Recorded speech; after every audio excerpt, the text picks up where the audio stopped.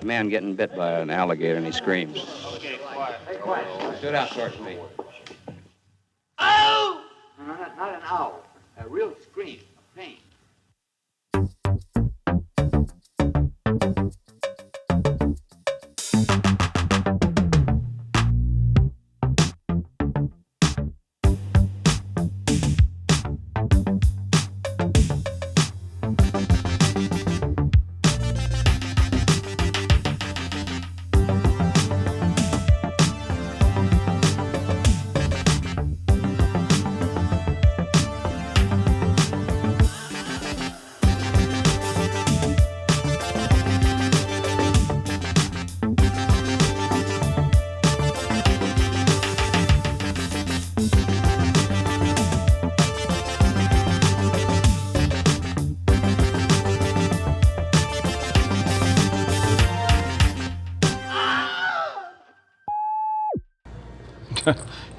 Sitting in the corner talking about movies.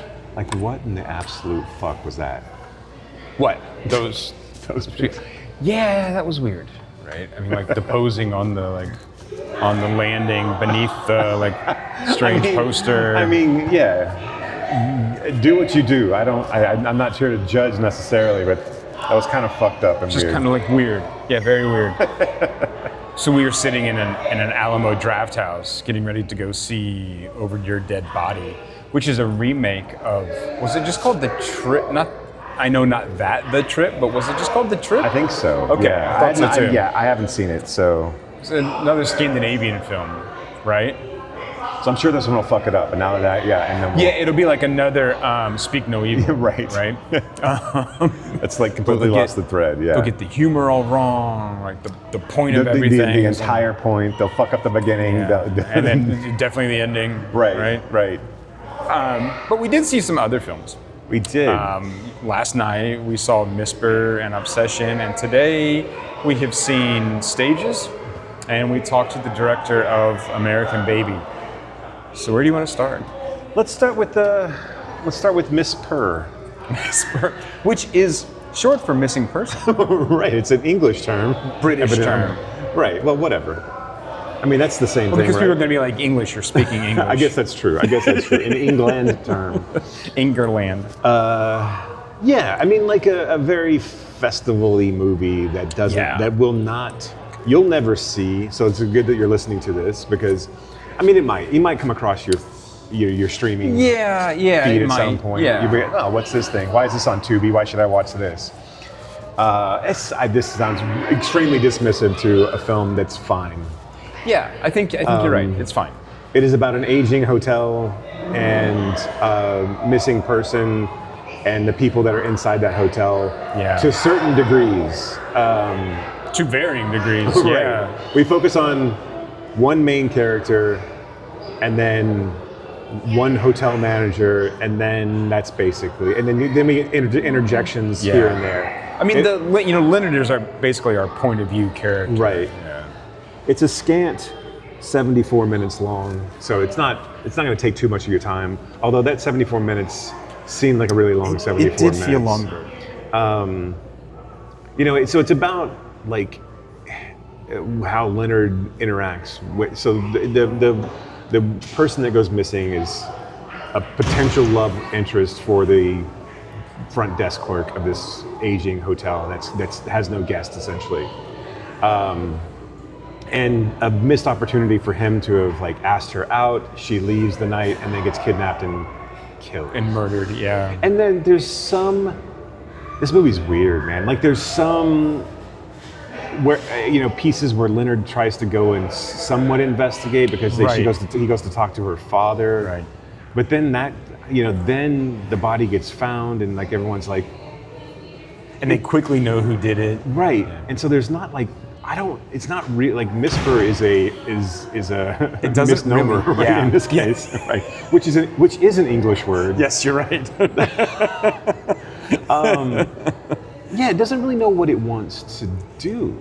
It's never. Did you feel like it was never creepy enough? Right. It seemed like like this should have been like maybe a whodunit in a sense of like where everyone in the hotel was maybe kind of like on, Yeah. and her dad, and like Leonard should have been creepier, or but also somewhat endearing, because he was like never creepy enough, right? He was too endearing, Right. Too kind of like, oh, this guy's just like, he seems like fine, but he's kind of emblematic of the entire film. It's just not like he's just there. it's just kind of, And he meanders through, and they get from point A to point B, but when you get to the end, you ask yourself, well, did I really give a shit? And I think the answer to that question is no. right. So here's the thing. As I'm watching this, or as it started, and I knew it was going to be about a missing person, I was really hoping it would be a missing person like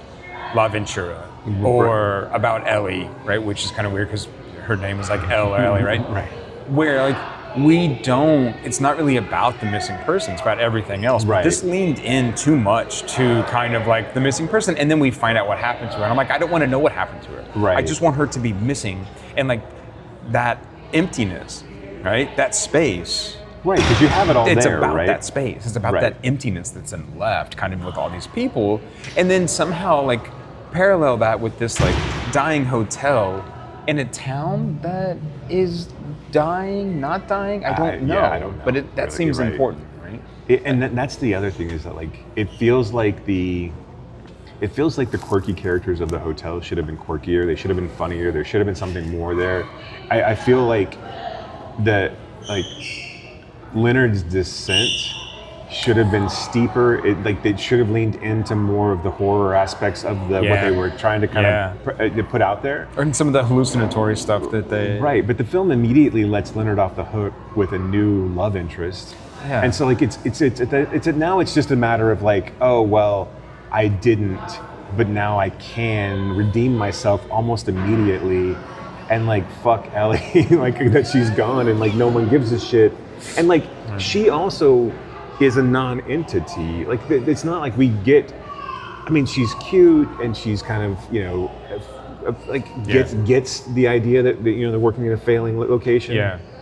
But yeah, the hotel is not really a larger piece of the puzzle or the story, and so it just kind of like, Kind of like peters out a little bit. Right. Yeah. And I mean, they mentioned The Shining, and I think like, okay, Yeah. but there the hotel was a character, and we never really get that with this one, right? We never really know the kind of like quirks and like hidden secrets and like ghosts within that hotel. This whole thing needed to be much weirder and much faster, and like it needed like a little bit of like a Joe Dante kind of esque like like slant on it, and it just like, I mean, it feels like a concept film that was extended to 74 minutes, right? It feels like a short film that they were like, oh, we can eke it. We can stretch it out a little we bit. could fluff this up a bit, Yeah. right? It doesn't. But I think if they had leaned into the weirdness and the pacing differences, then I think you do have something longer. Yeah, right? yeah, I do. Yeah, Yeah. I just feel like everything was just kind of undercooked, and like you go in with like, obviously the title drives what they're trying to accomplish, but they don't ever get there. Right. So speaking of like weird, and horror-y, we also saw Obsession. That is about obsession. Yes, yeah. This is a Focus Features and Blumhouse production, not Neon, like I mistakenly said. But I you wasn't weren't the only one. You weren't the thought only that. one who Yes, thought it was thank Neon. you, thank you. This was a trip. This movie was a trip, right? I mean, this whole idea that, we start off with a story that we've seen a million times of like this guy pining for this girl, right? Who's out of his league, who everyone kind of knows, right? But they kind of like humor him in this, like, well, I want to ask her out, I want to ask her out, I want to ask her out. She loses her crystal necklace down the drain, so he wants to stop and like replace it. So he stops at like some Wiccan store, right? Some metaphysical, like, and picks up this toy. Right, essentially a novelty, called One Wish Willow, which the idea is you make a wish, you break this willow branch, and your wish comes true.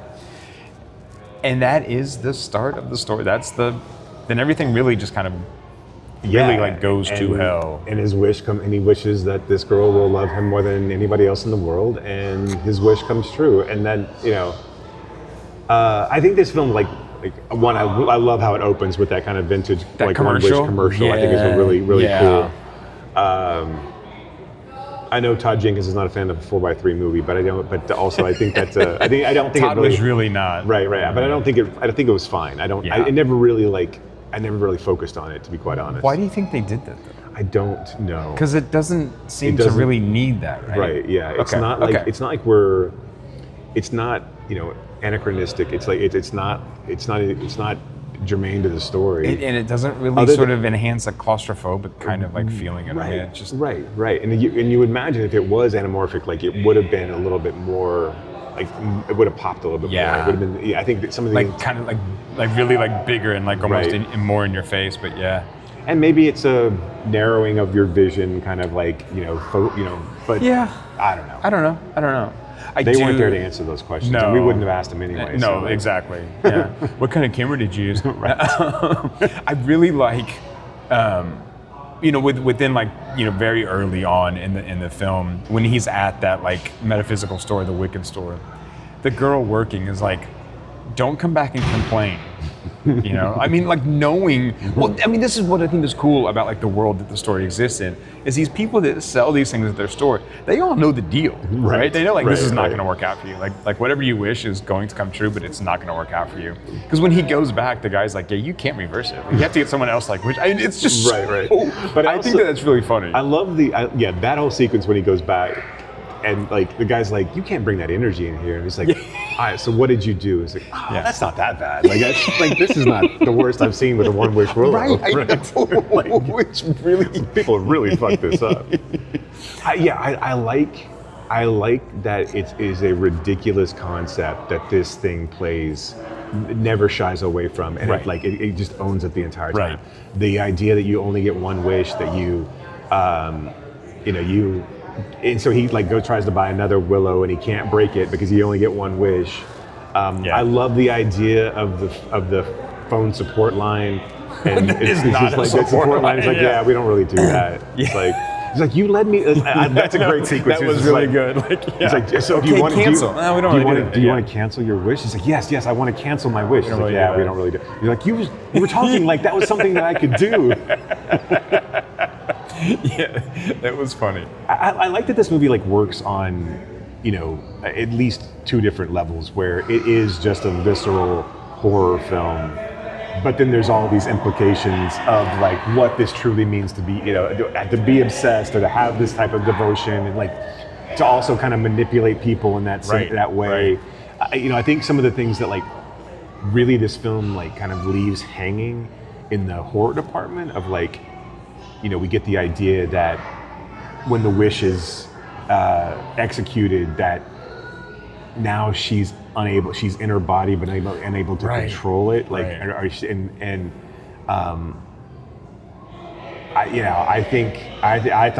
thought it really worked on it's never it's one of those horror movies that you sit in the tension the entire time, but it was never cheap.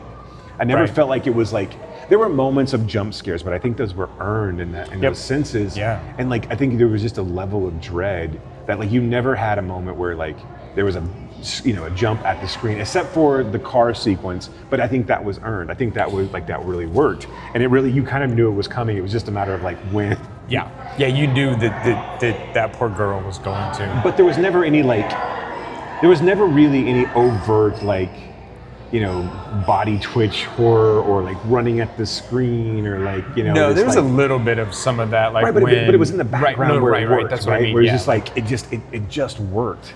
And because of I think how sparsely they use those moments, right? Yeah. And how even when they did use it, it seemed to come out of the weirdest kind of place, right. And so you're okay, no, that works really well, and it's not this constant scurrying on the ceiling and stuff, right? Or crawling backwards on the floor. Yeah. I mean, I like that this is mostly a two-hander. I know that they've got friends, but I think that staying with this and living in the ick and the uncomfortableness really works well. Yeah. I think the lead actor, I don't know his name, but I think I think that character, realizing he's getting what he wants and kind of still wanting to make the best of like his manipulation. Right. I think it's a really like intelligent way to look at all of this of like, Yeah. oh shit, I got what I wanted. I don't know if I want it anymore. Right. But I'm too fucking afraid to like do something about it. I think, until it becomes too late. I think they telegraphed the ending and I don't really love that. Yeah, But, I know. But I mean, that's a very small nitpick for me. I mean, like I knew that's how it was going to end. Yeah. And I do like the fact that then like, I don't know, should we talk? Like, can we spoil the ending? Yeah, sure. I mean, I'm going to spoil the ending. So, if you haven't seen it or you're planning on seeing it, skip ahead like 5 minutes and then come back and listen to this again. But like when he kills himself and she sort of comes back fully, she is in this like full trauma state, right? So she is just there looking at all the aftermath and she's so fucked up at that point. Right. And which speaks to that type of like, manipulation and control and this kind of like domestic violence to how I think it's a really and it's a kind of like domestic emotional like abuse, right? Yeah. You're kind of like imprisoned emotionally, like where and I think it speaks to that why do they stay kind of absolutely in a way that I think is really smart and like an interesting take on how they and on that question, right? And that no, I really dig it. I think this is going to do really well. I think it's going to play really big.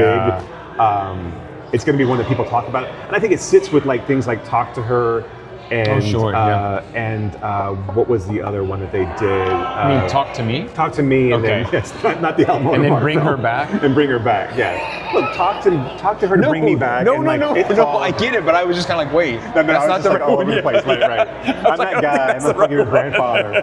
Like, let's go to McDonald King. Like, get some.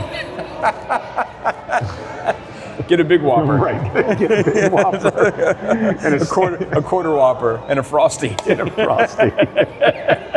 Grandpa, they don't do that there. What do you mean? Yes. Talk to Me. Which I mean, but to be fair, Talk to Her is an actual. No, film. I know. Talk to Me. Bring her back. But I was trying to figure out like the. I think it exists in that realm of like really like interesting horror films that are kind of like hard to watch. But I think this is way more fun than Talk to Me or Bring Her Back. I think because those are just like so fucking in your face. I think this is one that like I think it's going to cause a lot of like consternation on dates, but like I think so too. Like I don't think this is a first date movie. No. I think you'll get both parties sort of questioning, what are we doing here? Right. Maybe we. What happens if? Maybe we should stay friends, and maybe we shouldn't even do that. Yeah, let's just remain, because that typically like just doesn't work out anyway. Right. Not a great track record of those things. Like really, really working out. But yeah, it was good. It was really good. I liked it a lot. Yeah, I did too. I was just saying, do you want to talk about the other one? Yeah, you want to save that for later? Let's group our days together, and we'll keep stages for Driving While Screaming. Yeah. And let's talk American Baby. Yes, excellent. Because we were afforded a screener for American Baby, and introduced to the filmmaker virtually by our good friends Joey and Lindsay, who wrote and directed Party People.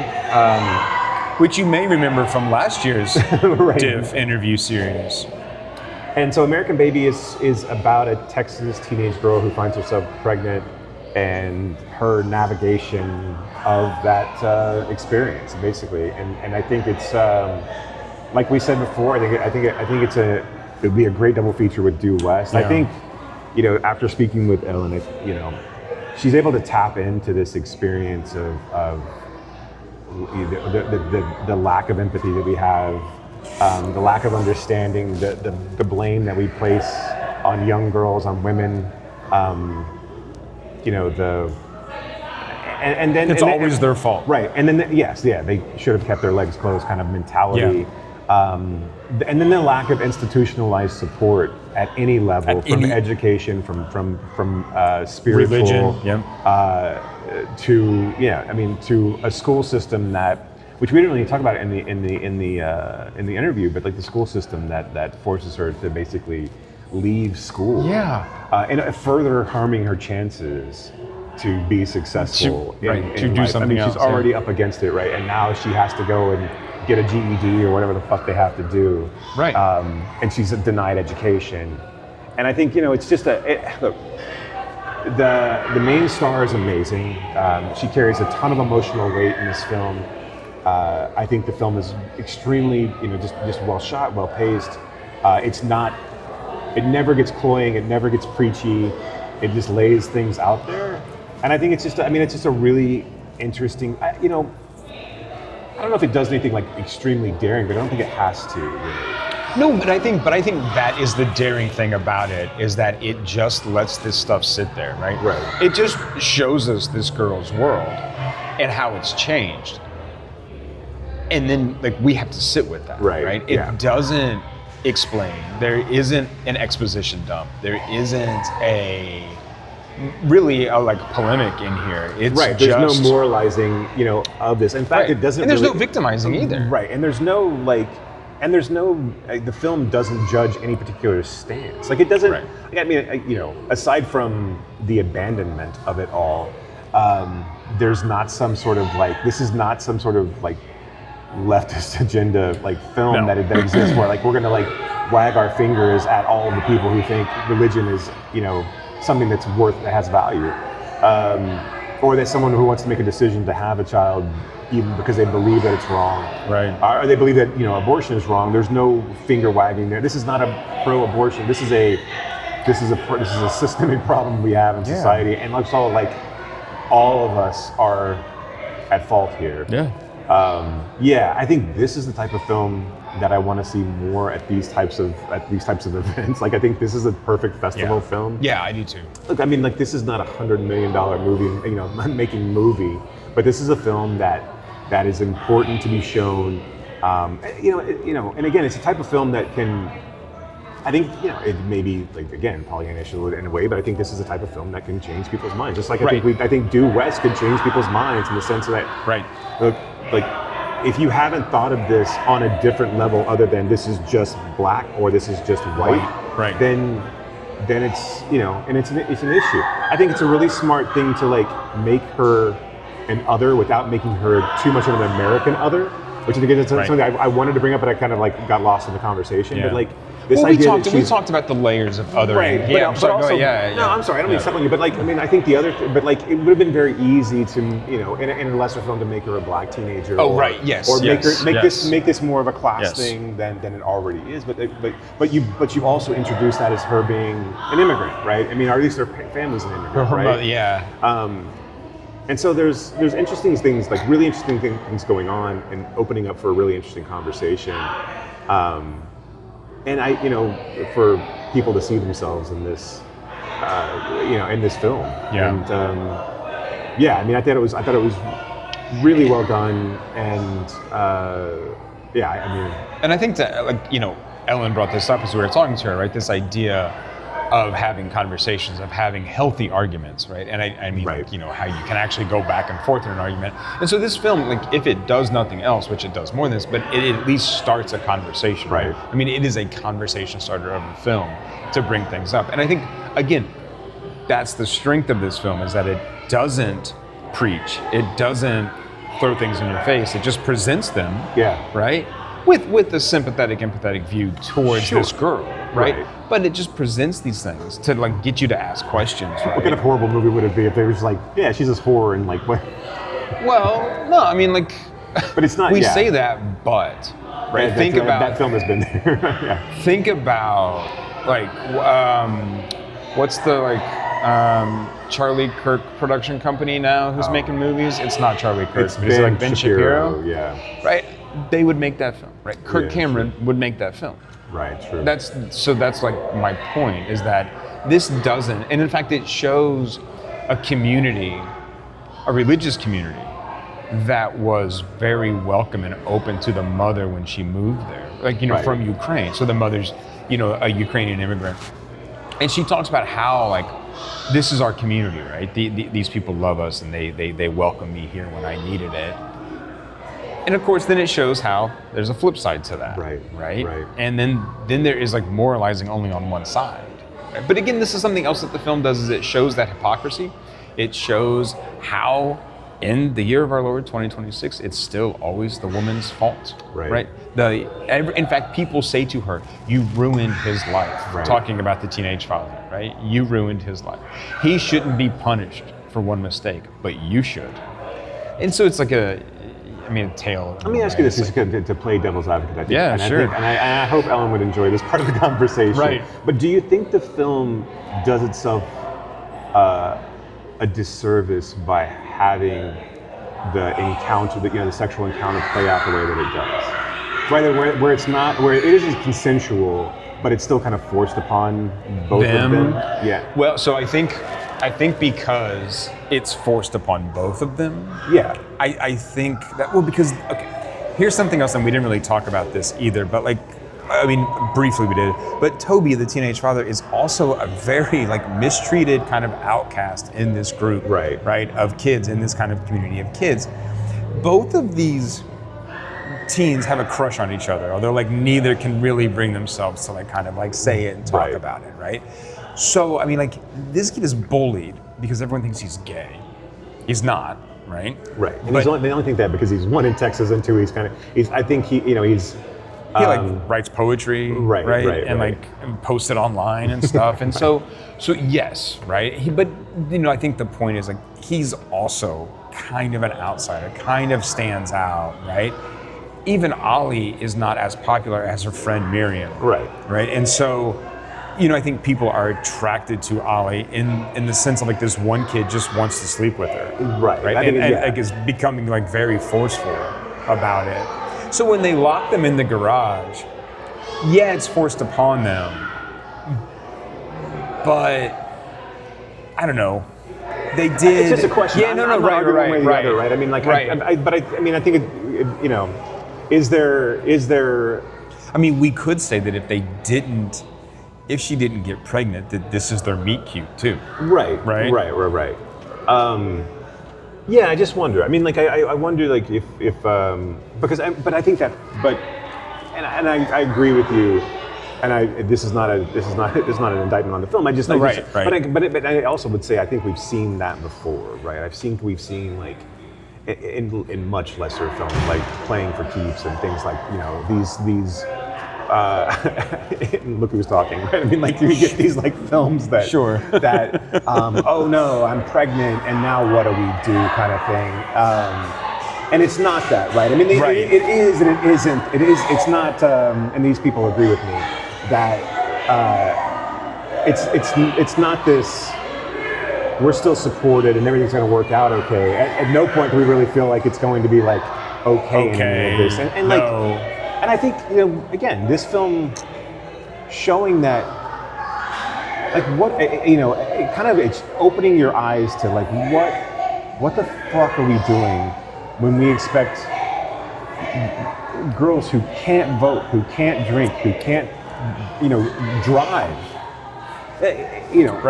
Right. This indictment on them for having bodily functions and hormones. And hormones. And hormones. Because we excuse the men, we excuse boys, we excuse young boys. Well, they're just full of hormones. Right. And why were you wearing shorts? Right. Yeah. I don't know. No. It all gets gross and it gets really hard to talk about too. It gets really frustrating too. Again, how long has this been going on? We know these things. Right. We just refuse to deal with it and admit it, right? We don't teach boys not to rape women. Right. We tell women don't dress provocatively, right? Don't walk alone. Seriously?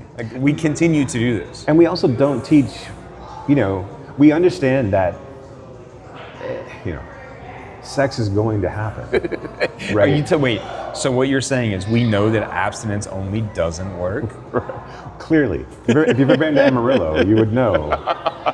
Look at the teenage pregnancy rates and small And like Not too no, small, and, like, but, I mean, like- you know, my high school like senior class, there were several. Right. And my class was less than 100 people. You know, I mean, like, so like that's we live in this weird like, and you know, I get it, right? We like to judge, we like to feel superior, we like to be able to like say, you know, there, but with the grace of God, go I kind of bullshit, right?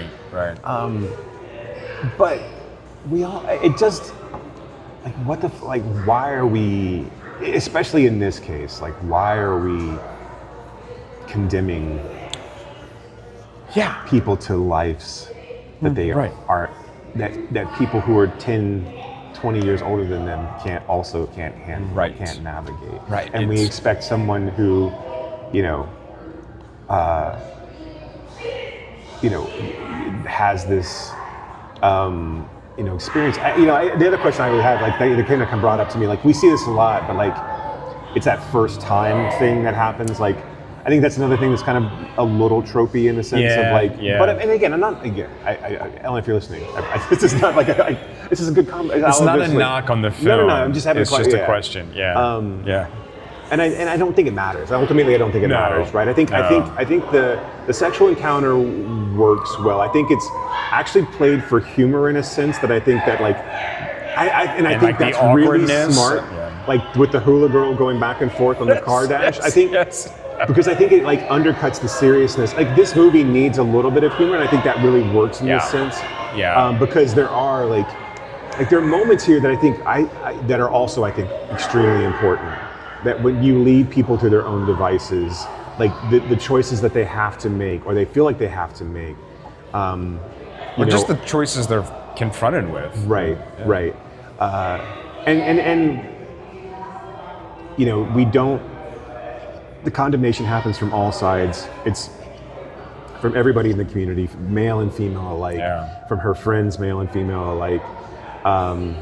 It's at times it is a very hard film to watch.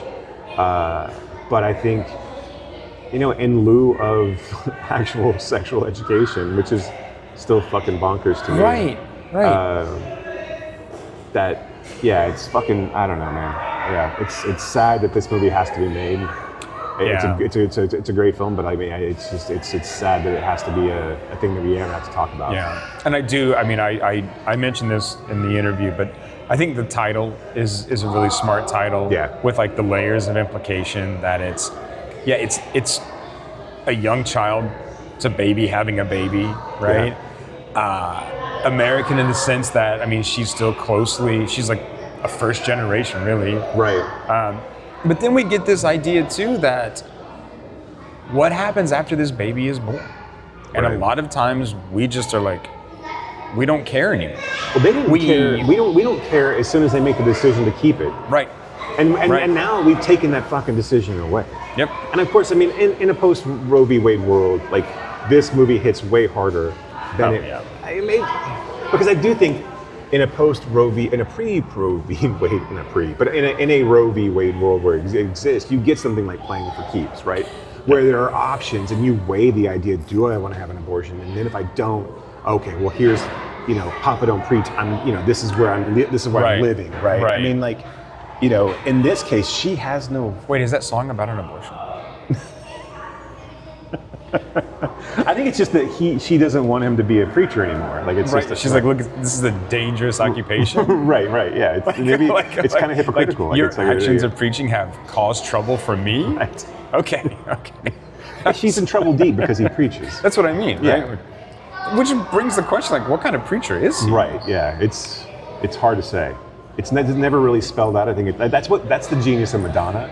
Is that you don't ever really know. There's layers to Madonna, there's a right? whole lot of it's kind of like an onion. You peel back the onion. It's like kind of there. And you never get to the. It's always. It's like a Tootsie Roll pop. It's like you never get to the center because we just bite into the song and dance, and that's when we get to the core. We don't consider of the Tootsie Roll Center, the trouble with preaching in certain environments and about certain things. What the fuck were we talking about? I completely lost the thread. You were talking about sort of like showing in a Roe v. Wade Oh world. yeah. Okay, so like we in a Roe v. Wade world, you have those decisions. You have those decisions that you can make, right? And like, I mean, like all of those, especially those '80s and early, those '80s films were all like, they were all moral majority. It takes until like till Jenny Slate, to come out where we actually talk about like abortion. That's an actual and like a straightforward like. Right. Otherwise, you're just seen as like, I mean, let's take a step back. Like, I think the one film that like never gets enough credit for being truly, truly progressive is Fast Times at Ridgemont High. Right.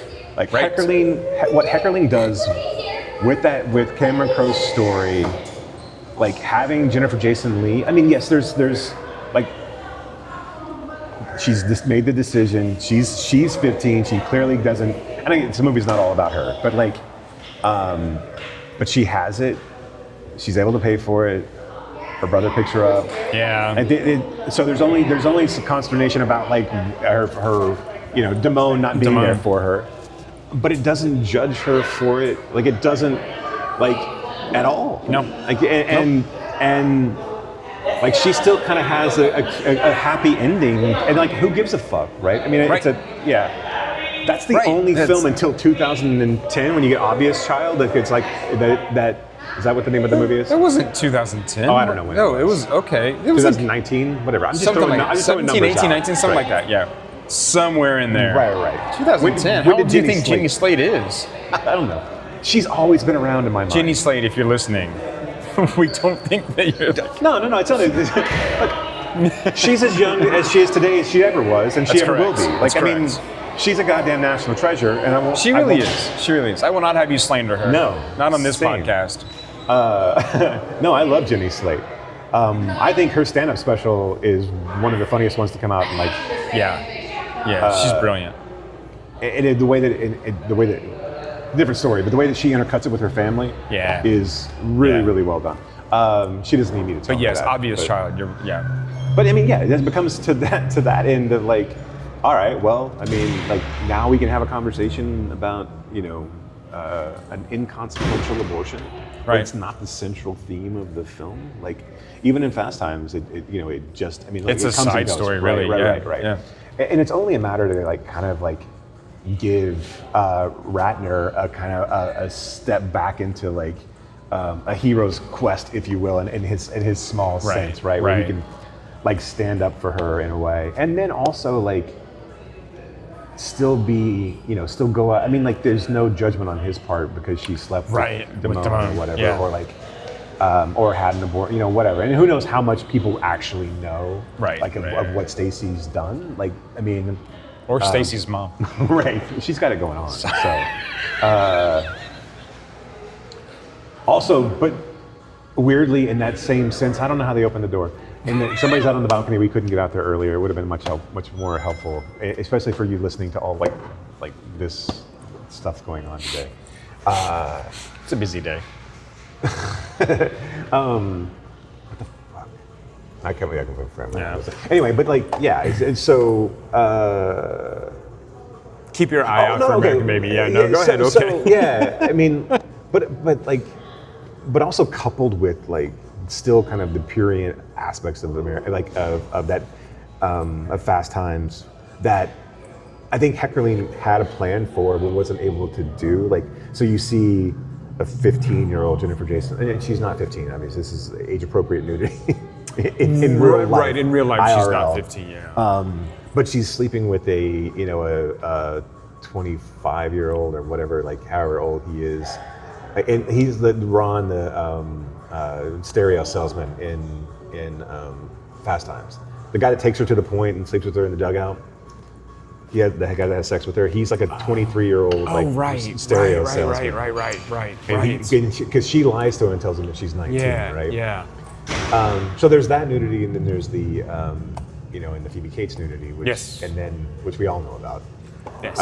And then Damone was supposed to be naked, and they cut it out, of course. But like, which I think is what Heckerling was trying to like balance it out. But no one was ready for full frontal male nudity at the time. So, because it's always the woman's fault. Right, because it's always the woman's fault. But yes. And then it comes back full circle. So go watch. Well, we will keep you apprised of when American Baby can be seen. Hopefully we'll have news on, hopefully we'll be able to announce that, because I do think I think it's a film that needs to be seen. I do too. Just by people in general.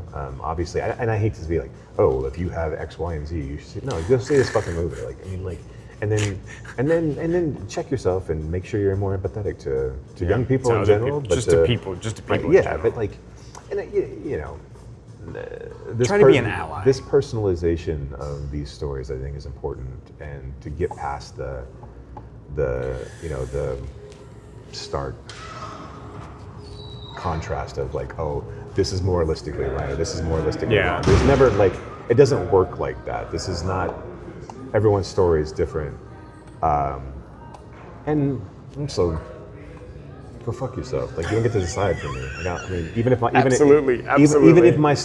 this was a story of I don't want to have this baby, go fuck off. Yeah, leave it alone. Right. Yeah, it's not your business.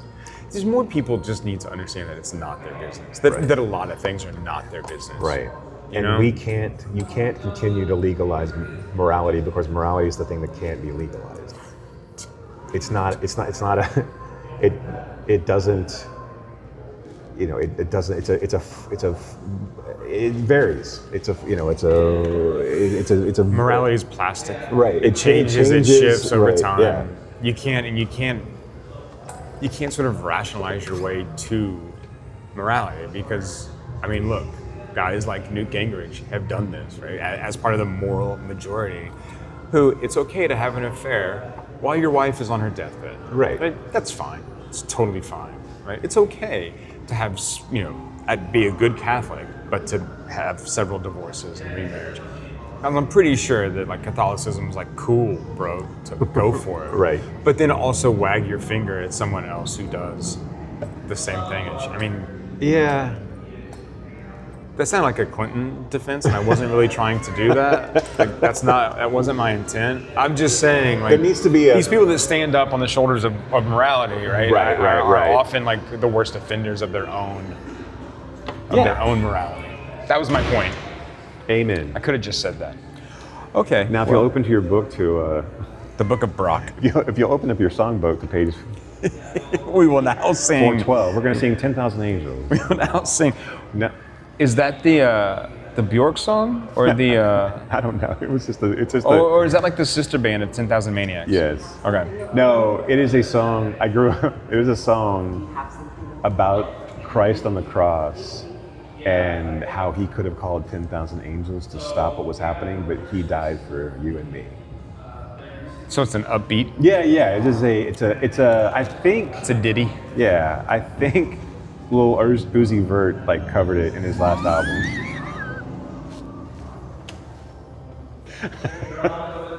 You know how he is. How he does. No, I know how he does. I do. I know how he does. Yeah. Okay, we'll be back in a couple hours. Talk to you some more. Bye.